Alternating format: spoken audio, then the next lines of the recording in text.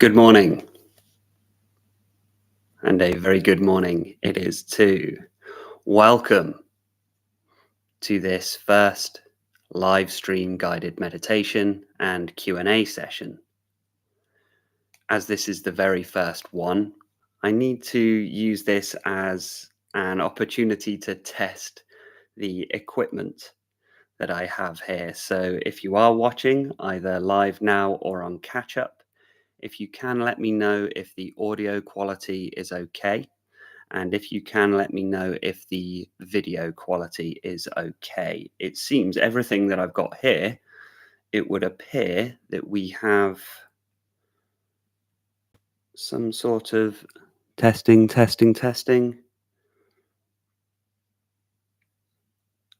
I don't believe the right microphone is. Let me try this again.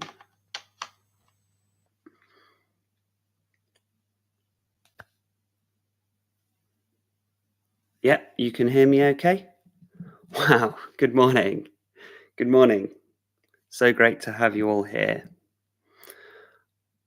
I'm almost 99% sure that I don't have my good microphone working. Is the audio quality good enough? People hear okay? I have it. My settings are all right on the laptop. It's just whether YouTube picks it up or not. We will get into the guided meditation in just a moment. I just like to try and make sure things are as good as they can be. Well, it says good enough here, so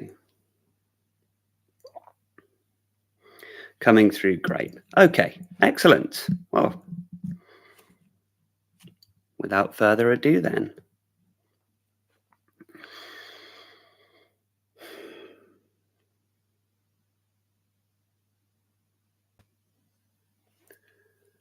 The guided meditation section will last around 20 minutes or so, although we won't be too strict about this. It might go on a little longer or it might be a little shorter.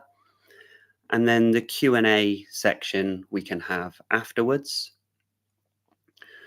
And that could be varying lengths, depending. Maybe we won't have any questions, or maybe we will have some very in-depth questions, and we'll just see. We'll just play it by ear on that one. So getting into our meditation here.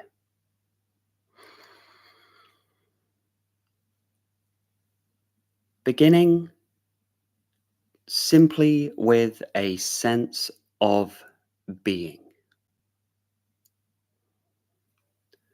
There's nothing complicated or strenuous about this.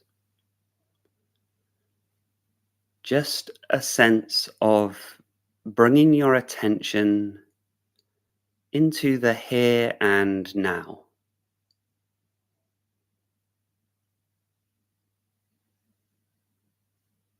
We're not waiting. We're not about to do something. And we're not concerned about the past either. Simply bringing ourselves fully into this present moment.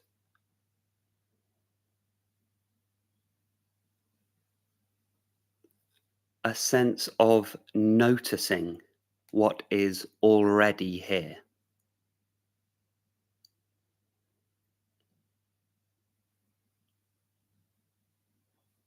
We can become aware of the breath. Just a simple noticing of the breath as it rises and falls. But there is no analysis or interpretation required now.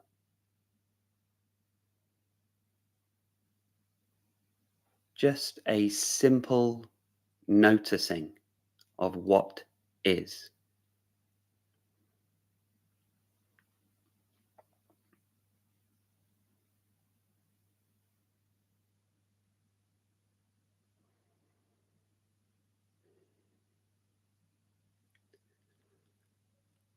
We can become aware of the content of the mind. You may notice that as you try to bring your attention into the present moment, that the mind tries to pull your attention this way or that way. Thoughts of the future, thoughts of the past, or negative thoughts, feelings such as, I'm not in the right place for this today, or a feeling of, I'm not getting this today, I'm not getting the sense of peace today. Just don't engage with any of that. We can just allow the mind to just carry on. The mind will just do what it does naturally. This is okay. Just for this time now, just not getting involved.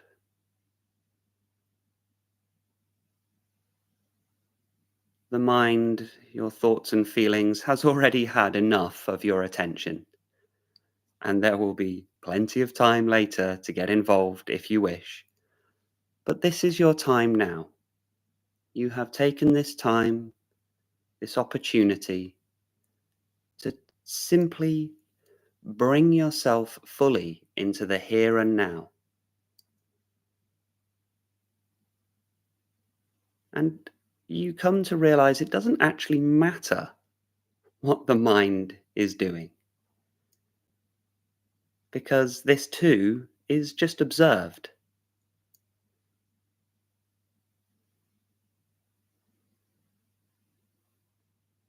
In the same way that you can observe the sounds around you, you can observe anything that you can see in the visual field. You can even observe the sensations in the body.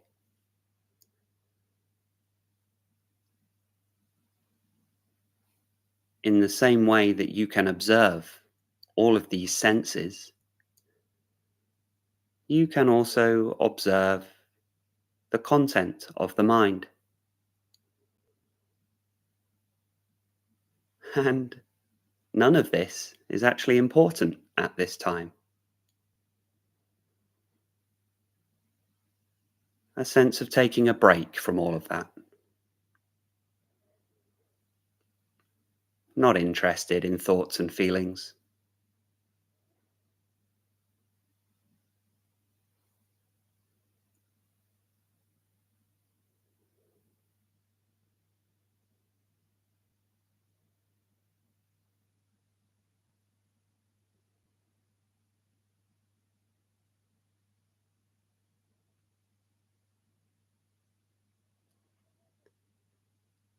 If you find from time to time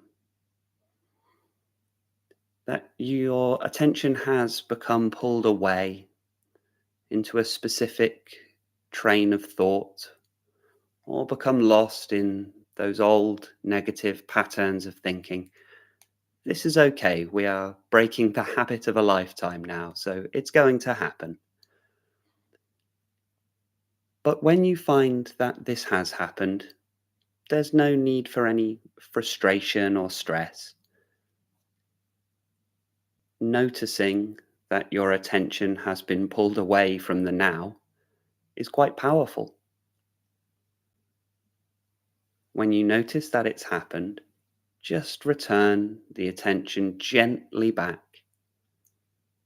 to the breath as it rises and falls. As simple as this.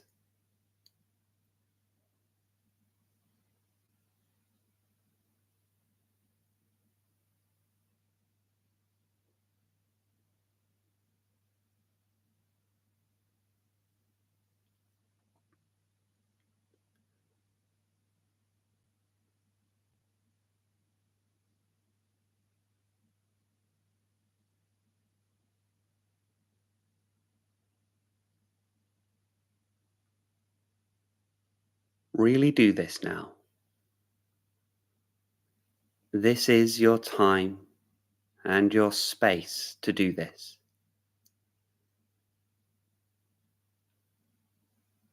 Really immerse yourself in this present moment.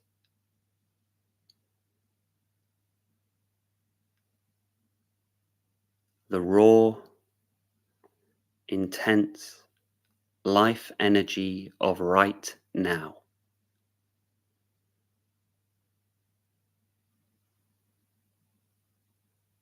There is no next moment. We are not ignoring the future. We are seeing clearly there is no such thing as the future. The future exists only in the mind.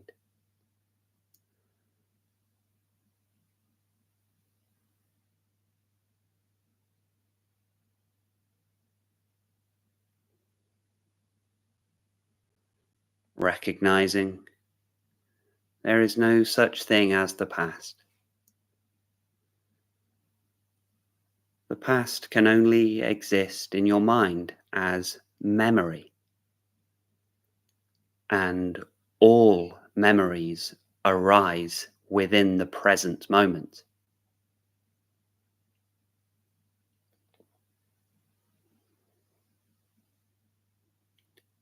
If we simply disengage from all thoughts, all imagination, and all memory, we come to find that it's only ever now.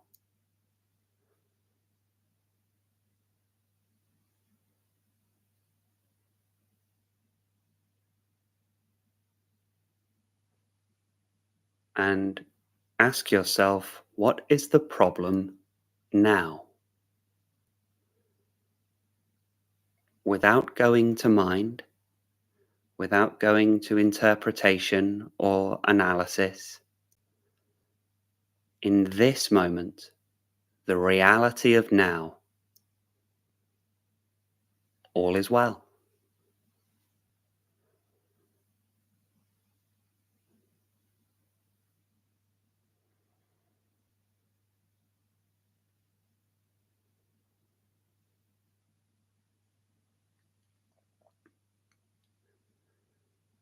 Fully immersed within this here and now, just allowing the simplicity of this. There's nothing more complicated than this.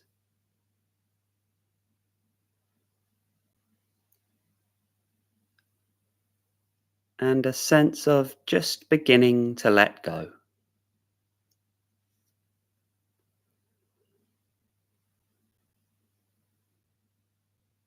Letting go of any of those things that you woke up with this morning. All of those things that were playing on the theatre of the mind. Just a letting go of this.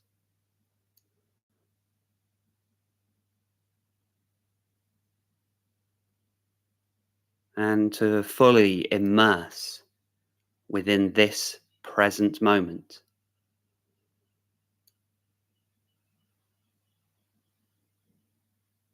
We are going to begin letting go of any of these names, any of these labels that we attach to ourselves,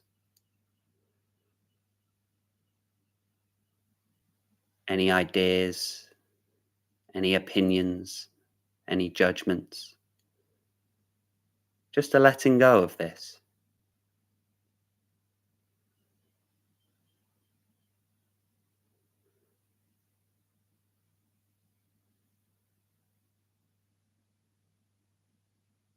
We are going to visualize holding a helium balloon.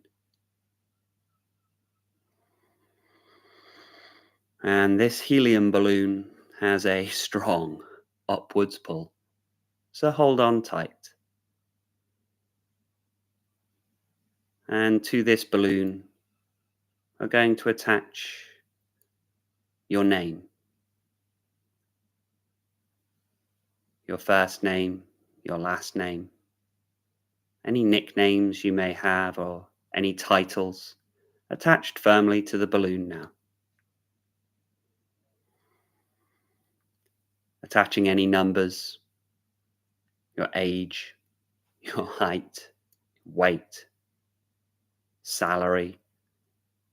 Numbers are just symbols and labels. They don't actually mean anything. So, attaching those numbers to this helium balloon now.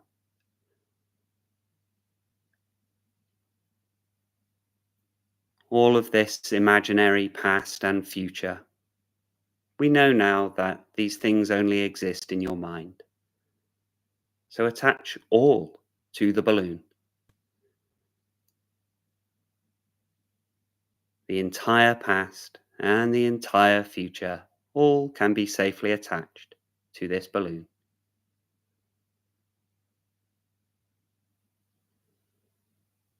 And any visual image that you have about yourself, your body, and your life. We can get all of this stuff back later if we wish, but just for now, let's attach this to the balloon with its strong upwards pull. We have to hold on quite tight.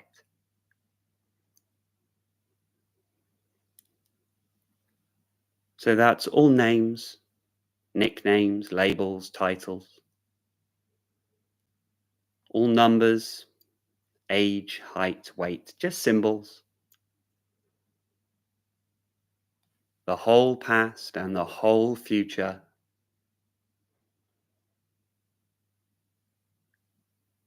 Any ideas or images that you hold about yourself, none of this is needed now, so we attach all to this helium balloon. With its strong upwards pull, we have to hold on quite tightly to stop it from escaping.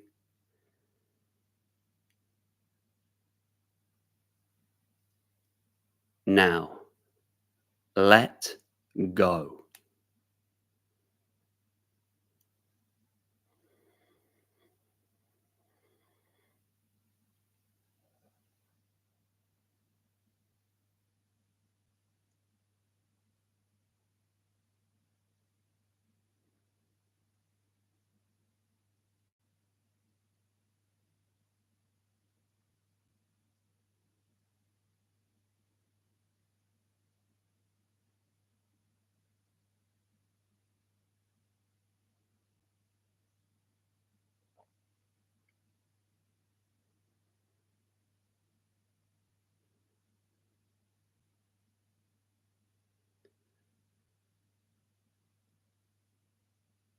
Seeing clearly here, none of those things were needed for now.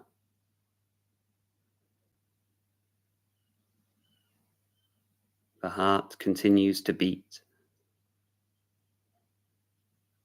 You continue to breathe.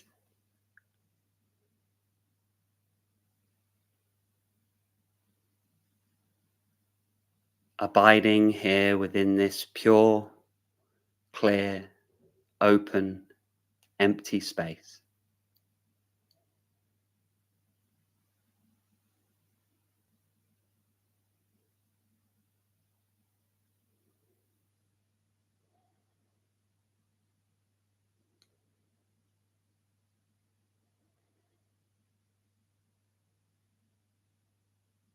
And we find all of those things that we had attached to the balloon. We thought we were those things. But now those things are gone. And all is well.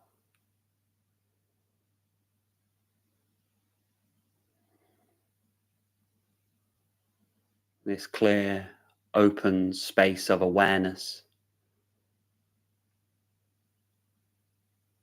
is always here.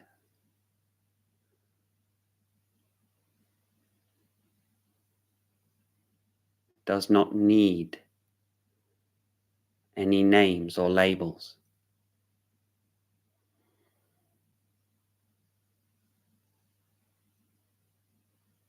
Does not need an image, for it already is what is.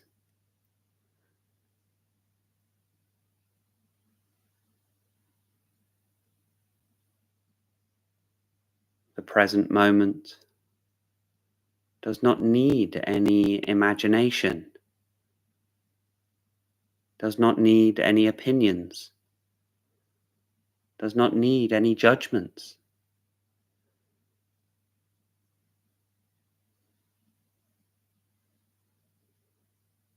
The present moment does not need to think about the future,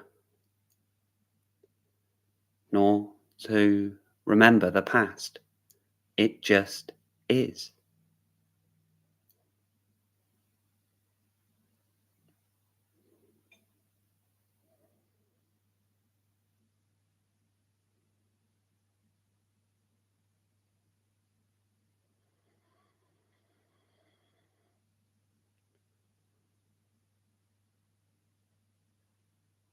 Now deeply recognize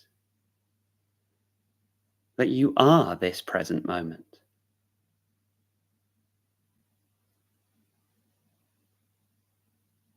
You are not any of the things that we attach to the balloon, for those things have now gone.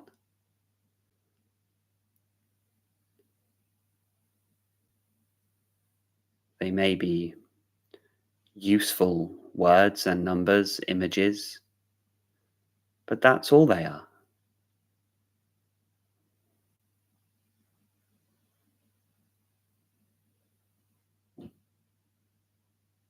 Words and numbers are the menu, but life in this present moment is the meal.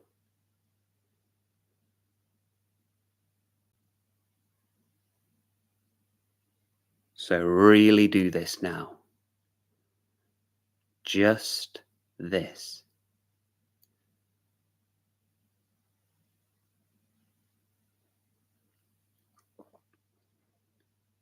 The thoughts and feelings may still persist as a dark cloud that sort of hangs around. This is fine. This is not a sign that you've done anything wrong. This is just, it just is. But you stay true and firm within this present moment.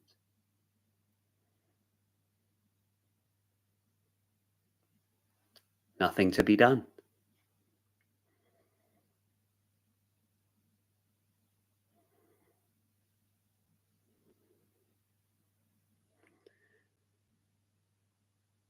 Now, in a moment, we are going to begin to bring ourselves out of the formal aspect of the meditation.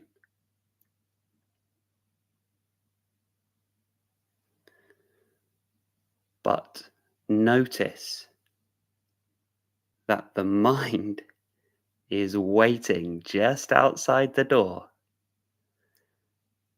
And as we begin to bring ourselves out of the formal contemplation of meditation, the mind is going to try and hook you back in to those negative patterns of thought. So bring that space of peace and presence with you as we begin to just take deeper breaths and ground ourselves back in the visual field of what we can see. Open our senses now to what we can hear, the sensations in the body.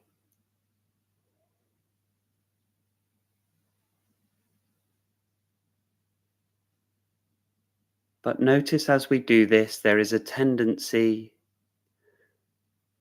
to start pulling attention into planning and what to do next and what my day is going to look like and all of those sorts of things. But we're not going to engage so much with that now. That is an energy that we're leaving for this time. Instead, see if it's possible to remain within this space of peace, even as we begin talking, as we begin using our thoughts again, as we begin to use our imagination,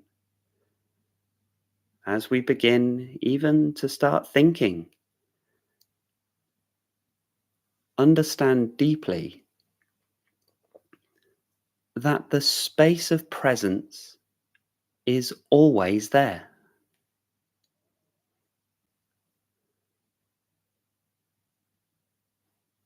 We can forget to stay present,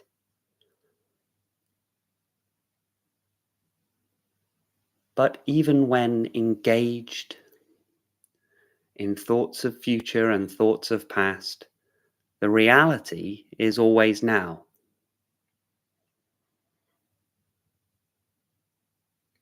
And so you are always safe.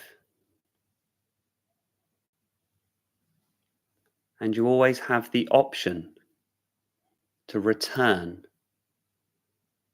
to this present moment.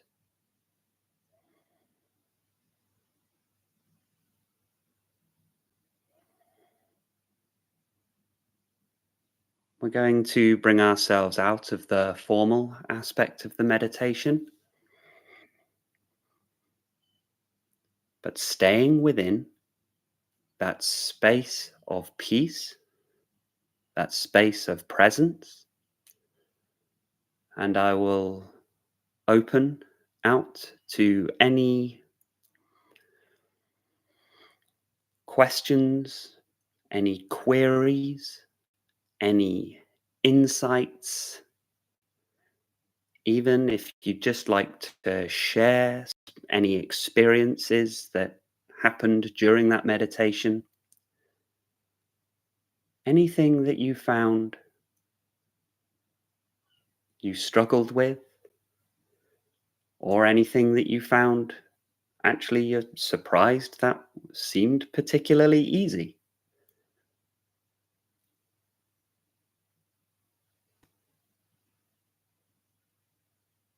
Or if you have any questions about meditative practice in general, the floor is open.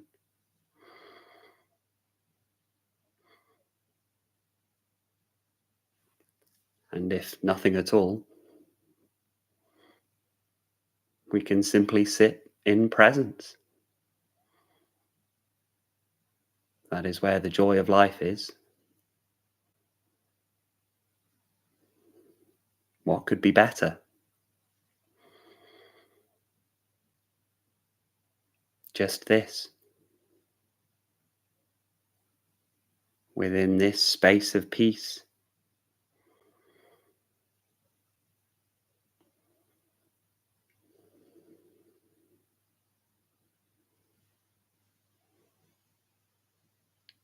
if you think about all of those dark times that you've had, all of that stress, all of that turmoil, all of those times you thought you couldn't go on, that you were stuck and couldn't find a way through. And yet here we are now, and well, all is well. So we can be free here to enjoy this incredible victory. Peace.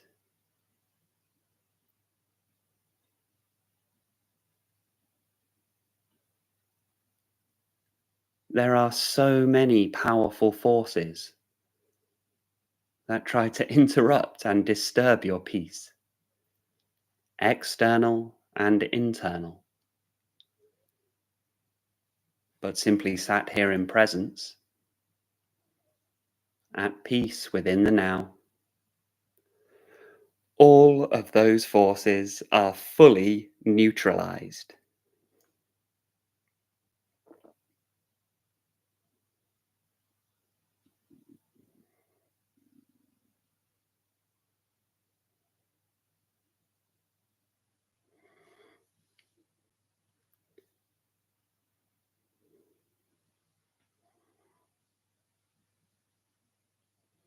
Okay, a question comes through. I'm trying to think of how I would pronounce your name, but I'm sorry. I'm just there's no. I won't be able to do your name justice. I'm not sure how it would be pronounced. Shi Kong, Jade Yang, I believe. My apologies. I will have completely mishandled that name.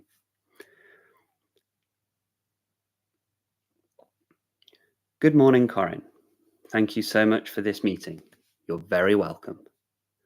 I have this question related to this meditation. When staying with peace and this present moment, and don't get pulled into thoughts of what's next, there is a sense of something that actually can follow your words. I am questioning this sense of the something. I feel weird.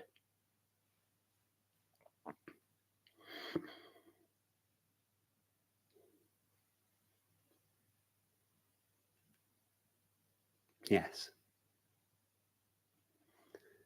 So there is a sense that something is following my words.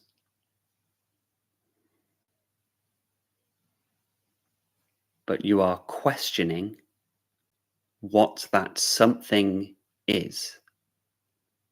Is that an accurate interpretation of your question? Or am I have I missed the mark slightly there?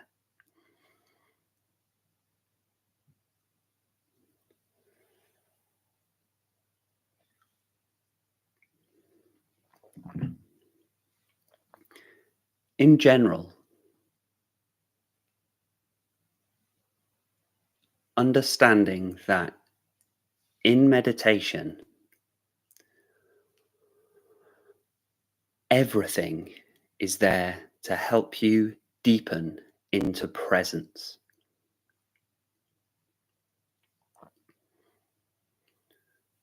So, no matter what arises,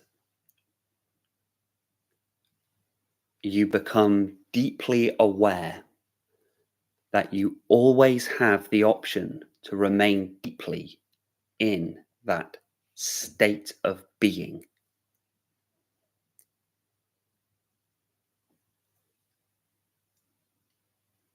There are many overt distractions that your mind will come up with, and your body. Body and mind is a sort of a singular manifestation, and the mind will try thoughts of, we don't have time for this, there's something we have to do later, or this isn't how I find peace. I need to find peace by thinking too much. And we come to see so clearly that this is a distraction of the mind to try and pull your attention away. The body can feel agitated, tight, tense, and make you want to get up and move around. And maybe you even feel sick or you just fall asleep. These are some of the more overt barriers. What you're describing here is one of the more subtle distractions. And I would suggest that actually this space that you're at here is quite a good sign, because this is quite a deep stage realization. You're in a deep stage of recognition.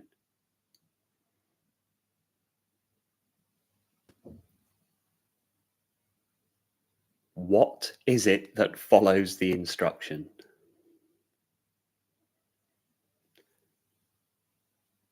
You're feeling that. So you described the sense of feeling weird. Yep. Feeling odd. And what's happening there is that you're experiencing now the distance between your consciousness, the pure, open, unmixed, unbound, unmanifested consciousness, and the content of the mind. That's why you feel weird. because what you can feel there is the distance between the two.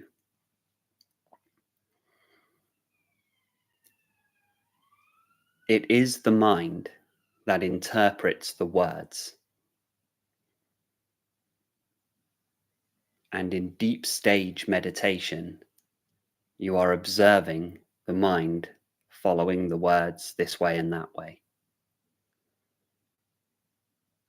My advice there would be to simply stay purely as the open, empty space of awareness. And the key to reside within the space of peace and not feel unsettled and weird is actually to completely disengage even from my words. That's going to sound paradoxical, but it will require a little trust. In that meditation, if you can trust the teacher and you trust the guidance, just hear the words almost as though the words are an ambient background drone.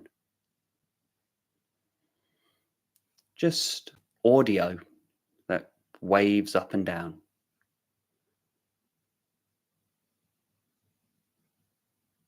This is what I do when I'm listening to one of the teachers that I follow, Muji, Rupert Spira, Eckhart Tolle. I begin by listening to the words and focusing in, and the mind hears the words, interprets the words, and starts to fall silent. And then I completely disengage and just allow the meditation to continue. And you simply remain in that space of peace. In Zen, they say the teaching and the teacher is a finger that points at the moon. Don't focus on the finger too much. Focus on what the finger is pointing at.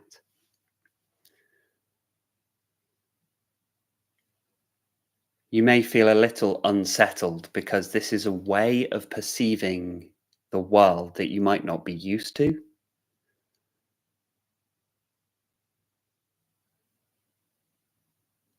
That's what that feeling of weirdness is, and it's actually a very good sign.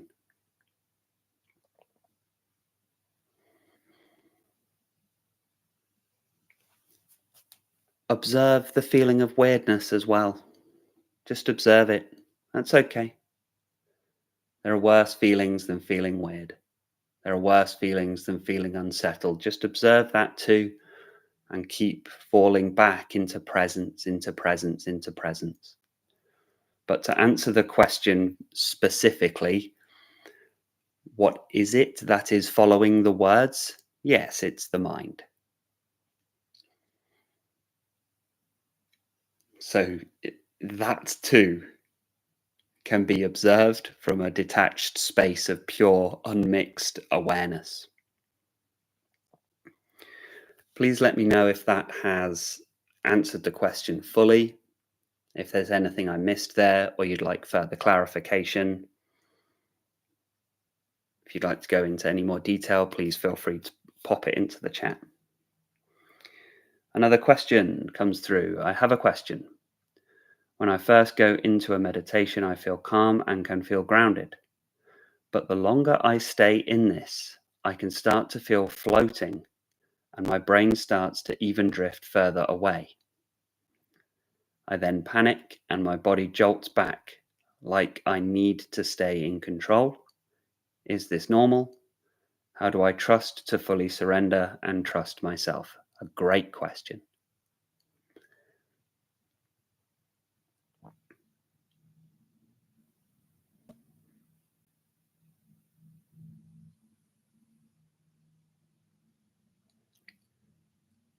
This is a similar phenomena to when you're about to fall asleep. If you've ever had this, just drifting off to sleep, and then you have a very mild dream or something, as though you've tripped over in the dream, and you snap back awake and your heart's racing. If you've ever had that, just as you're falling off to sleep, and bam, you just sort of like snap back in. This is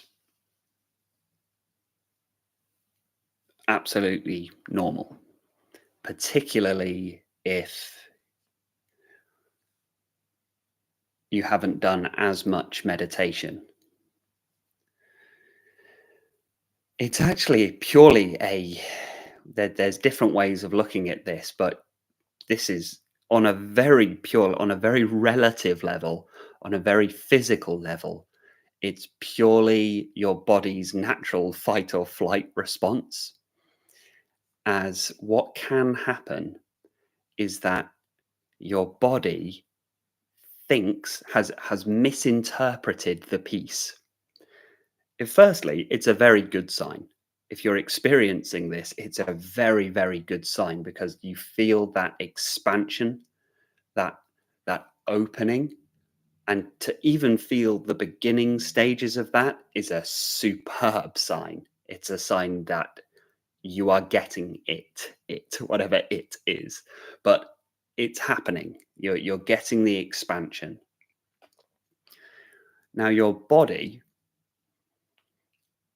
can misinterpret what's happening and thinks that it's about to pass out because it's not used to this.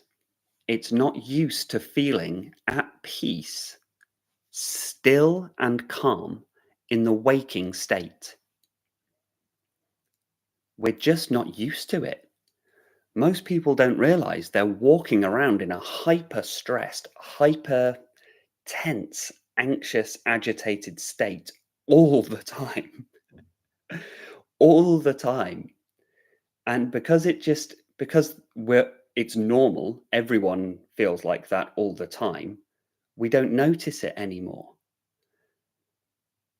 So when you start to feel that, the body starts to relax, the body and mind isn't accustomed to this feeling and thinks something is wrong. So it panics. If you think of some of the reasons why the body and mind would pass out and lose consciousness, so to speak, this could be due to some kind of physical something going wrong. You could be ill, there could be something wrong, there could be something wrong in the body, and that's why you're passing out. So what happens is your body just sends that jolt of adrenaline just to double check, just to make doubly sure that everything is well. So in time, the more you do this, the more you can reassure the body and mind that this is perfectly safe to do.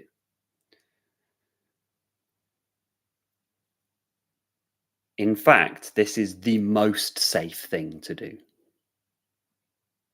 We don't realize that actually that state of tension, that state of agitation and stress is the most dangerous state to be in. It makes us very sick. It makes us very ill.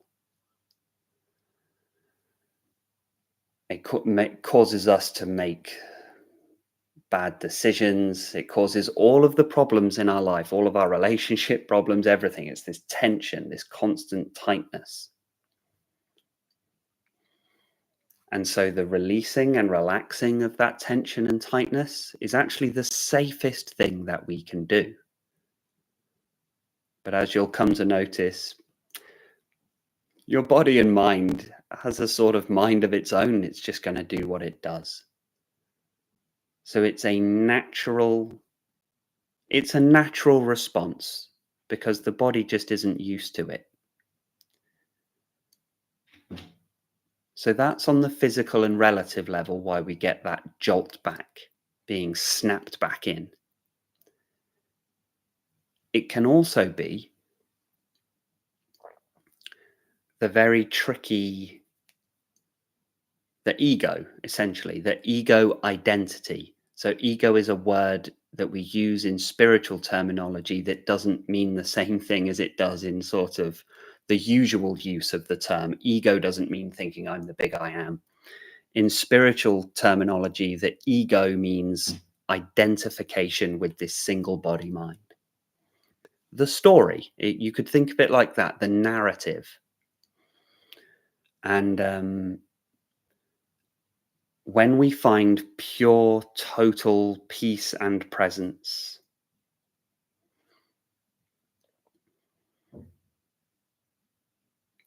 as we sink into the unmixed, unmanifested consciousness, the ego can't reside there. The mind and our thoughts, don't worry about the brain, the mind. The mind is perpetuated, fed by the future and the past. When you see clearly there is no future and there is no past, the mind has suddenly been fired. And it doesn't like this. The mind has been at the forefront for most of your life. And it's had a very important job. It's the manager. An analogy that I like to use to visualize the mind in its problematic state is like a monkey in a business suit that is the CEO of you and your life. That's the mind. It's been promoted way above its station and is causing havoc, because that's not really what the mind is for. That's not the role. It's not the job it was designed for. Consciousness, you, should be above the mind. The mind should be, you should be the one who gives the orders to the mind. And yet, because of the way that we're conditioned, and in some ways the natural way that we are, just the way that it is, for some reason, the mind starts to take center stage. Now, when you clock this, you realize what's happened and you go, hang on a minute. This monkey's not the CEO. I'm the CEO. What's gone on here? So you go storming into the boardroom and you say, right, you're out. The monkey is not going to be happy about that and has a little tantrum on the way out. And that can be what's happening. As you begin to expand into consciousness,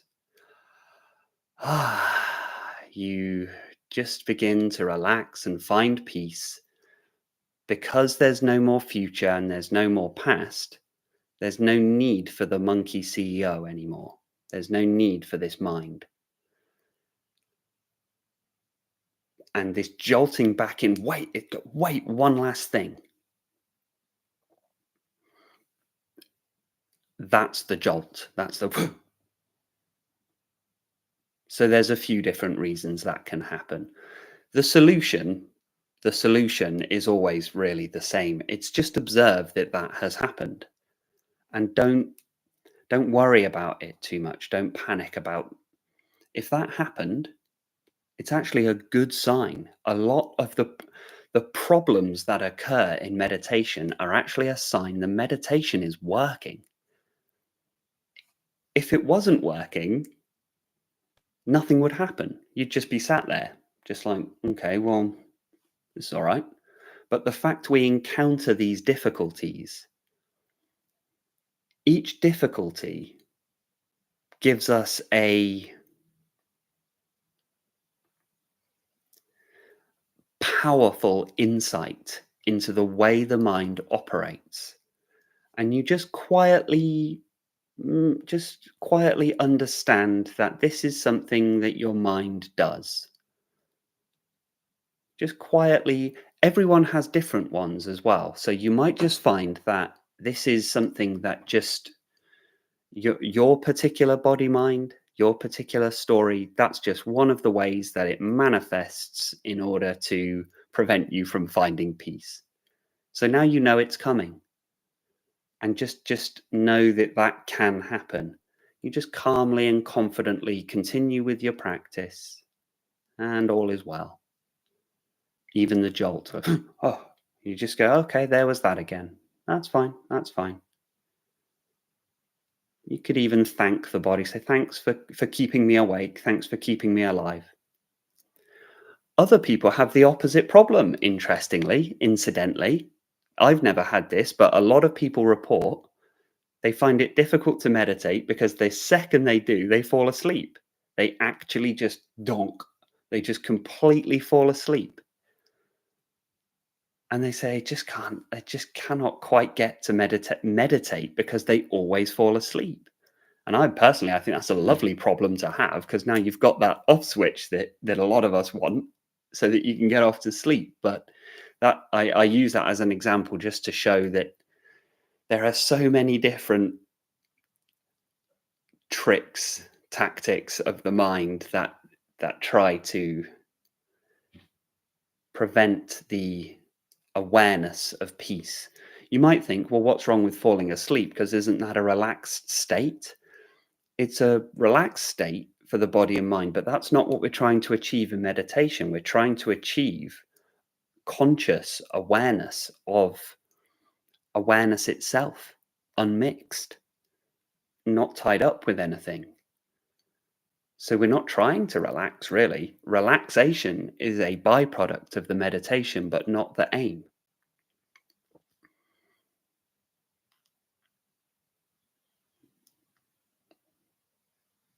So don't worry about the jolt. Just observe the jolt. And continue to expand. That's good. That you're describing there the floating, weightless, transparent, and just abide there for a while. Maybe once you've found the lightness, the space, the peace, and you're happy at that space, just stay there. And in that space, there's a huge amount of healing that happens. So much healing. The mind won't be cognizant of the healing that's happening, but you are like in that space as you've expanded. In that lightness, you are like an ice cube in warm water, just slowly, slowly melting. If you think that all the pain, all the trauma, all the gunk, psychological gunk that's built up over the years, it's all condensed into this block of ice. And when we're in that open space, it's in a lovely glass of warm water, and we'll just slowly, slowly, slowly just expand, expand, expand, expand. And just let it do it.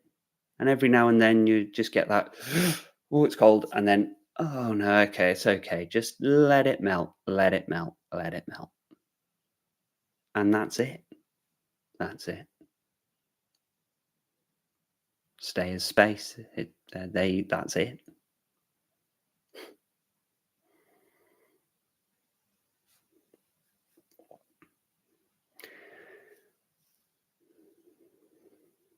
So this is the response to the response of the previous question. We have, thank you. What you say, it's the mind that follows your word and instruction, and the whole following of your instruction is also in view by something. There is a sense of something, not just the not just the mind, I assume. There is a sense of something, not just the mind. I see.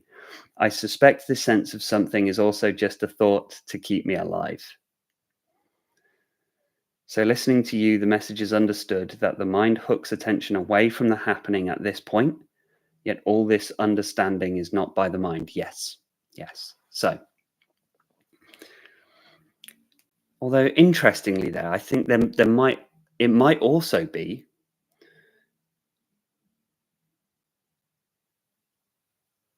the sense of feeling weird You might also be experiencing the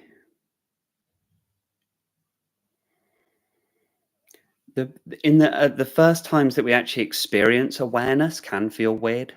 So that might be partly it too, because we're just not accustomed to it. For decades, you may have been more stuck in a mind pattern. And so actually, maybe what you're feeling with the weird feeling is just because you're not used to being in this open space.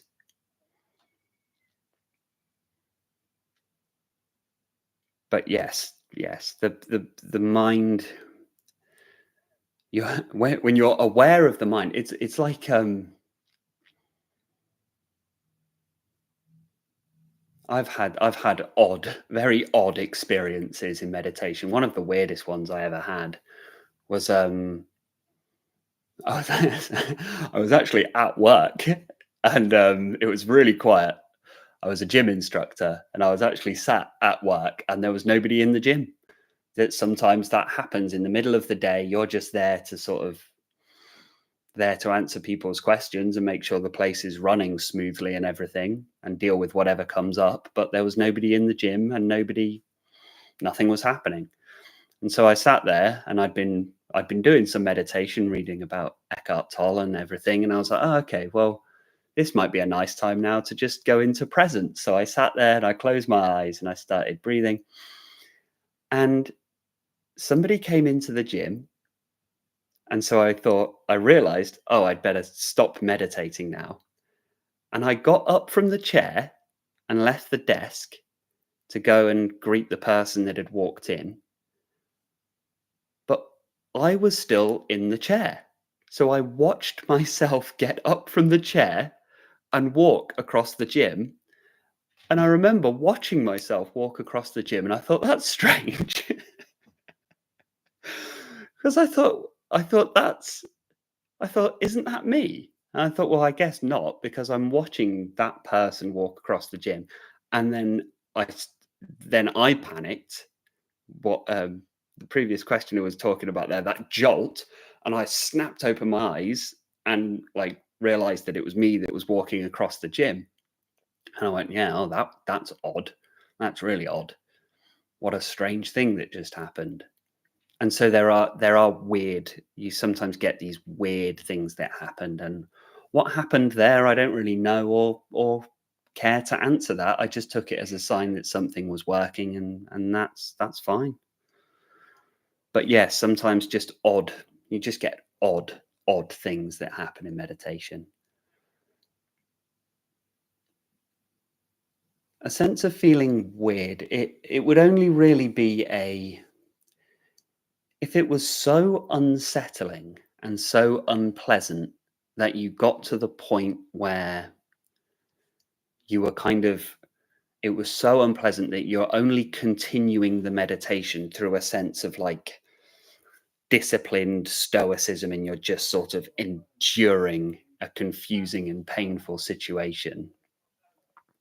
That's the only time I would say at that point you'd probably just cease the meditation at that point, go and do something else, maybe something a bit more physical, and then come back to the meditation later.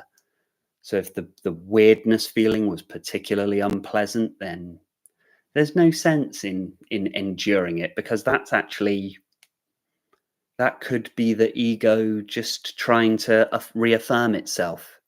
Then you have this negative experience of meditation and you sort of develop a new ego as a stoic, determined meditator, and that's not where we should be at. But the abidance within presence is always a pleasant state. However, during that unbinding that happens between the awareness of the mind and the mind identification, as that discernment begins to happen, it could be an unsettling experience.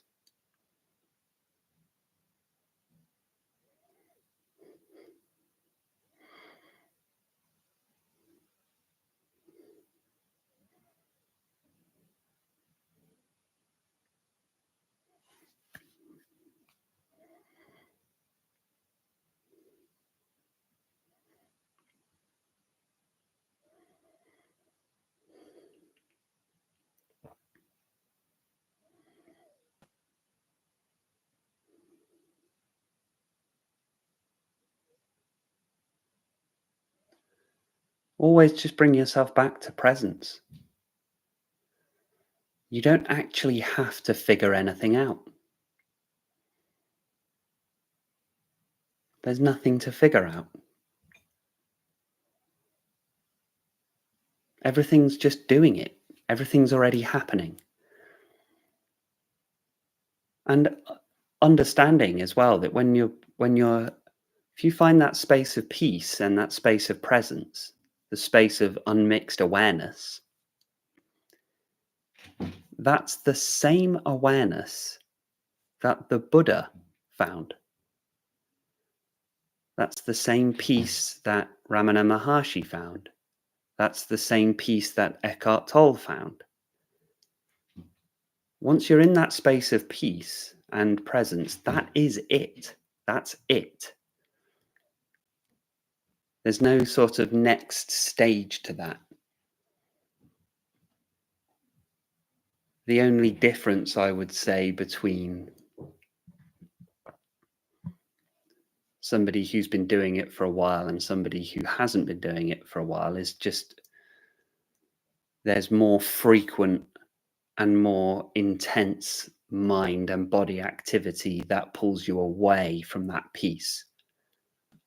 Whereas the state of true, the liberation, the awakening or the enlightenment, that's just, you're permanently in that state regardless of what the mind or body comes up with.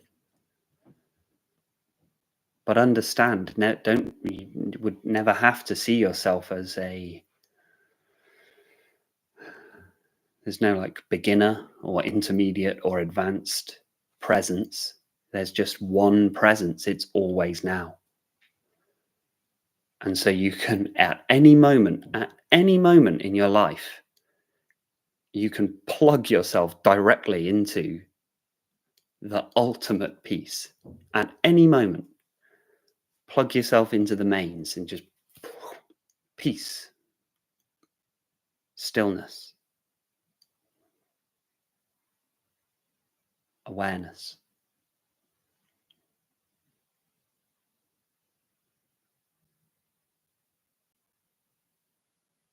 And what a relief that is.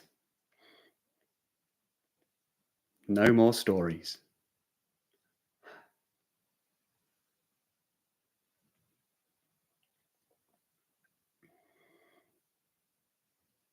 Nothing to be done.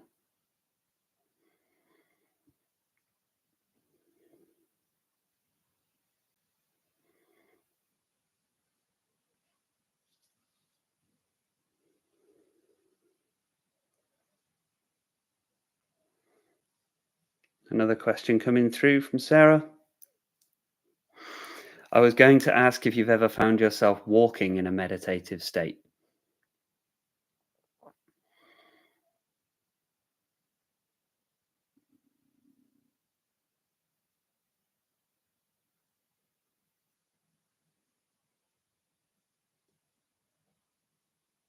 So for me personally, I'm in a meditative state probably about 99% of the time. When I'm at home, sat with my eyes closed and my palms together, I'm meditating. And when I'm stood in line in Tesco, I'm meditating. When I'm at work, I'm meditating.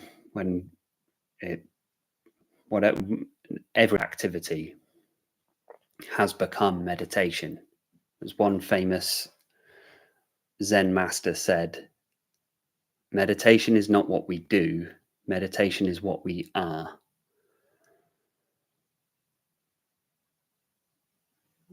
And that might take some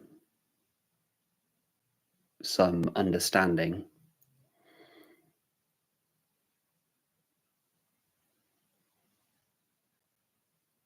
So walking in a meditative state, yes. In fact, walking was probably one of the earlier times that I could meditate when I wasn't in formal meditation. So in the earlier days, I would find, I could sit and I could do my meditation for like 10 minutes, but then as soon as I was up and doing anything else, thoroughly, tightly mind identified and egoic, and who said what to who said what to me, what have I got to do later, and what did I say the right thing in that email yesterday? And I saw somebody yesterday, I hope they didn't think I was being rude, or why aren't people messaging me back quick enough, and am I working hard enough at work? And so I used to be very much sat in meditation fine. The moment I was outside of it, but then I could find that if I was out and I wasn't walking to somewhere, so I'm not walking to work or from work or to the shops, back from the shops, but just decided to go out for a walk, particularly in nature, I could get headphones in, but I would recommend having some ambient sound through the headphones, or even just noise cancelling headphones with nothing actually playing through them. Just have them on so that you're less likely to be distracted. And yeah, just walking is a very meditative activity in itself, because it's rhythmic, and you're breathing slightly heavier than you ordinarily would be. You have just enough to focus on that your mind is less likely to be distracted. So some of that work is kind of done for you in a way, because there is enough going on in the body to be aware of, and there is enough going on in the outside world that it's like a moving target as you're walking. So you might have trees or lampposts coming past you, or people coming past you, or you're outside, so the clouds, whatever the weather is doing, there's just enough to treat the visual field like an object of meditation in itself. And so you can be walking along and become meditative. However,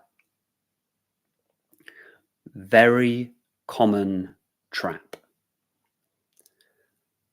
Do not mistake daydreaming for meditation. They are different things.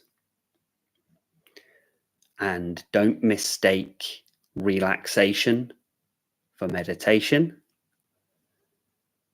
And don't mistake recreation for meditation. Daydreaming is fantastic, wonderful activity to do, and I would recommend everybody do it. Relaxation, wonderful activity to do, I'd recommend everybody do it. Recreation, wonderful activity to do, I'd recommend everybody do it. But don't mistake those things for meditation. Meditation is the conscious awareness of the present moment,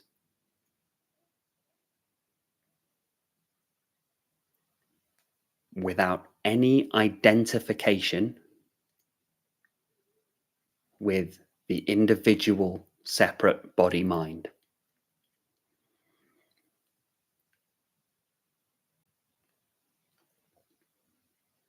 So in the walking activity, it would be a sense of just noticing what is happening, but remaining completely detached. Now you would think, wouldn't I walk into a lamppost? Wouldn't I walk into a tree? But you will find that just doesn't happen. The body knows what to do. The mind knows what to do. And for a meditative walk, you would simply be along for the ride, just watching. Just be a passenger along for the ride. That's all.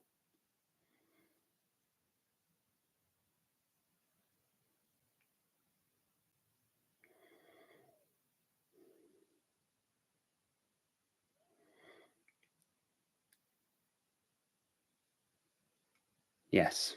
So a response there, I want to be less reactive to what is happening around me. Yes.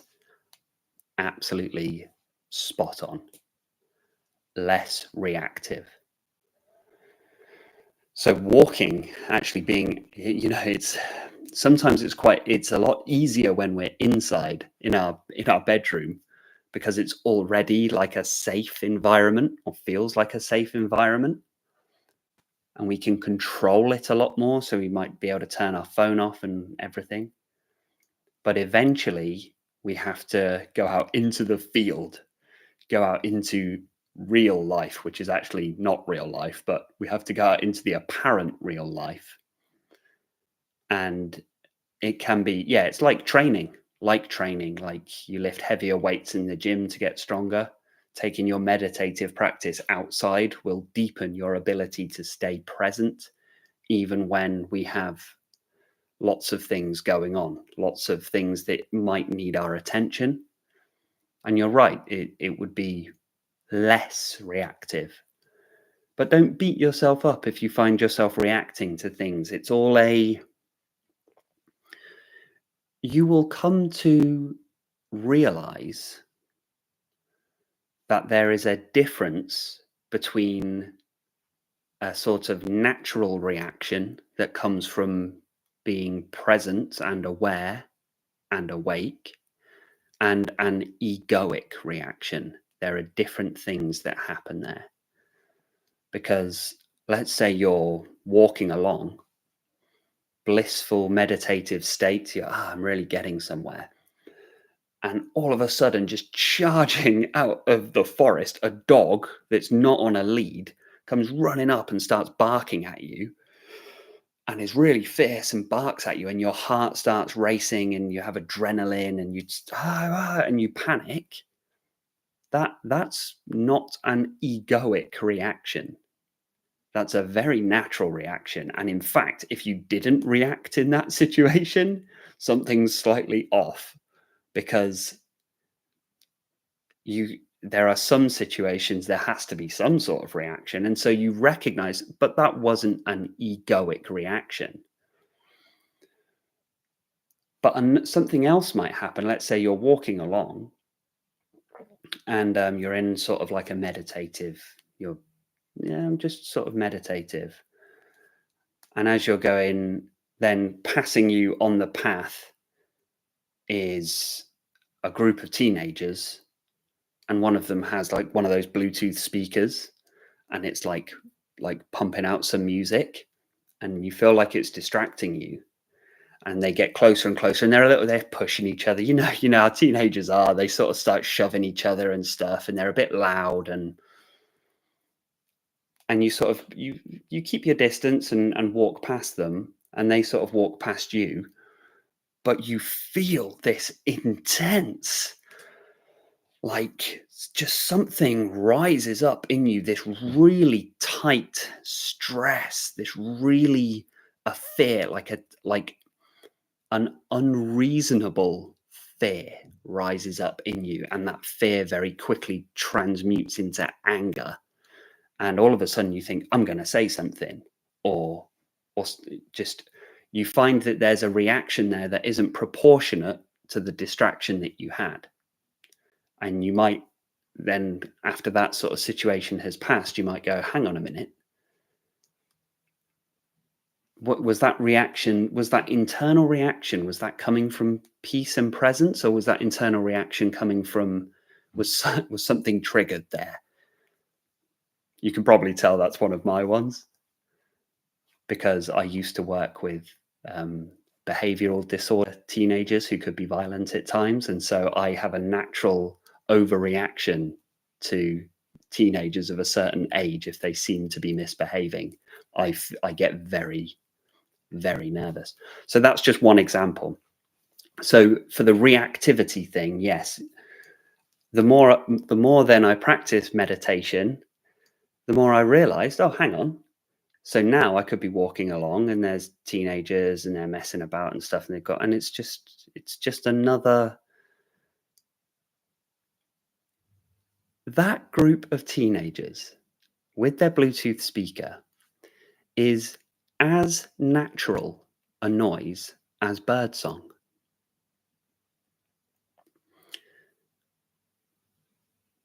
Now, that's not going to make much sense if you haven't been on this journey for a little while, but sooner or later you start to realize, oh, yeah,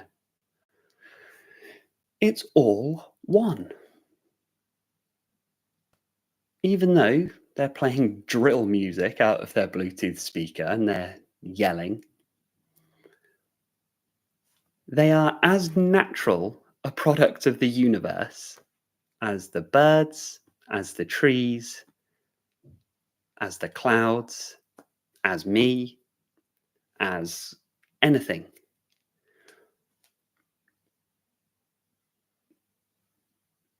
And when you come to that level of non-reactivity, things just become clear.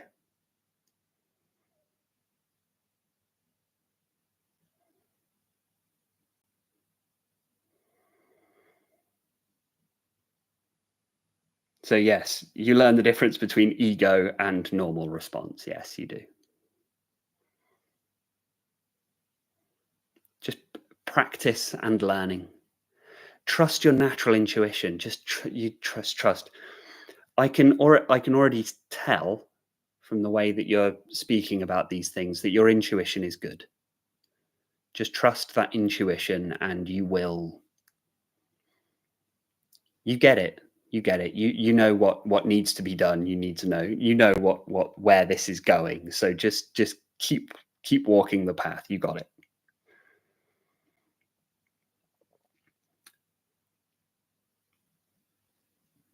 So, response to previous question about the sense of feeling weird. The solution is to keep seeing the mind interpreting as an act of the belief of the me to draw a conclusion for the landing safe place so that it can rest. Just leaving it to interpret by it. Okay. I think I'm there. Okay.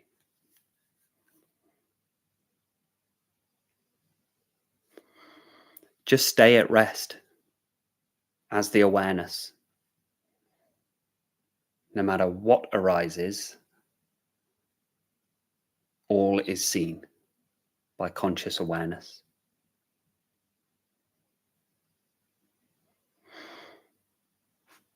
And super Lisa, always a pleasure. I think your ego goes in your 50s. Mine does not seem to be present these days. That's great. There you go. Yep.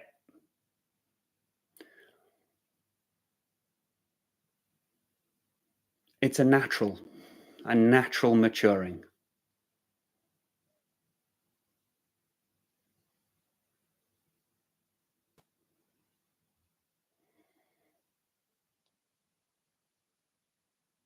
I think that in some ways that's why. Can you remember when you were a kid, you often saw older people. When you're a kid, you see older people as grumpy, but they're not grumpy. They just, because they don't have an ego, they've got no qualm anymore with saying exactly what they think. They're not grumpy. They just say what's on their mind. They've got no qualm in, if you order some food at a restaurant and it's cold or it's not up to stand, you've got no qualm in just saying, I'm sorry, this isn't, can do another one. It's like, it's not that big a deal. But when you're a kid, you're like mortified by stuff like that. There's nothing to prove anymore. That's why I think as you mature, as you get older, yes, there is a natural cessation of the ego in most. There are some people who seem to hold on to their ego until the bitter end. Their ego makes a last stand. Some people, their ego just gets worse and worse, and they are real trouble. But we don't worry about other egos.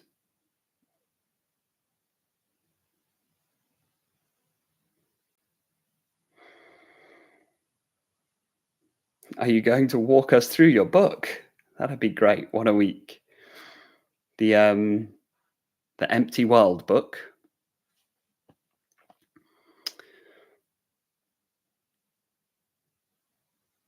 I might do some of the Empty World meditations, but We'll see. I don't really plan. I just sort of go with whatever what presence is saying to speak on that day. I've noticed if I plan anything, it all goes to it goes to the dogs quite quickly. I heard a great saying the other day, and it's probably not for everyone, but it goes, God's favorite joke is somebody with a plan. And I know that might be a lot, and not everyone, that's strong wording, I know, but I don't tend to plan things anymore. I just go with what it is on the day, and every now and then you have to plan something. Like I have to plan this one today and schedule everything, but for the most part, I let it be as it is. But yes, to answer your question, I might, yeah, we might do some of the empty world meditations. Yeah, I will, because I like to. I think, well, what can I provide that might be different to what the other teachers might provide on live streams? Because we've all got our own individual, unique expressions in life. So, what could I provide that might be slightly more unique? And some of the meditations I've come up with, I haven't seen anywhere else, so they might be useful. I have found those ones in particular don't seem to be as popular on the platforms like Insight Timer and things. So I have been sticking to the safer stuff. But I thought personally, for me, I found the emptiness principles. So if you don't know what I'm talking about, I wrote a book called Empty World. You can find it on Amazon. Thank you, Super Lise. I wasn't planning on doing a plug today, but and in it there are some meditations in which we visualize the world without people on it, basically, which is intense, I know, but you'd be stunned at the power of that to remove the ego. It's very powerful because no people on earth also means no you. And we would find there's no more, no more ego. And yet consciousness would remain. Go figure.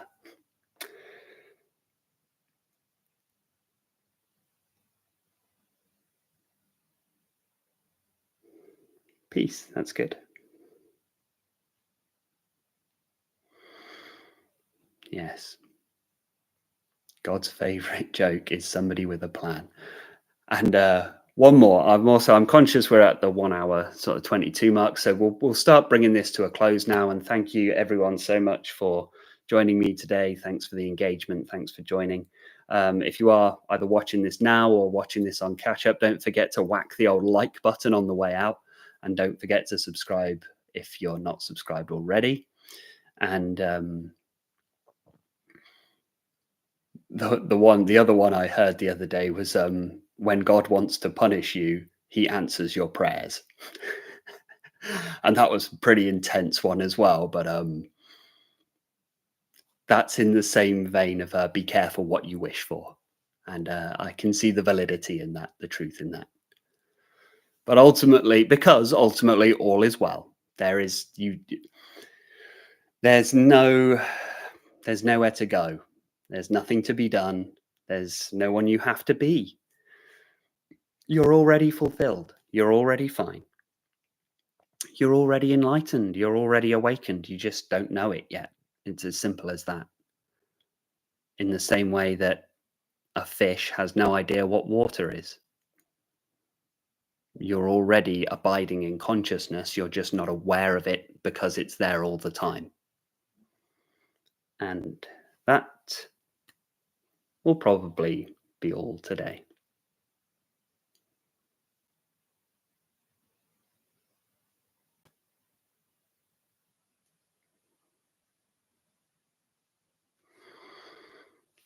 And this worked. So we'll be doing this next week at the same time if you'd like to tune in then.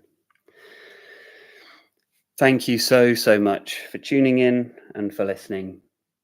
Try to take the presence that you've immersed yourself in this morning with you throughout the rest of the day. Take care, be well, and stay present.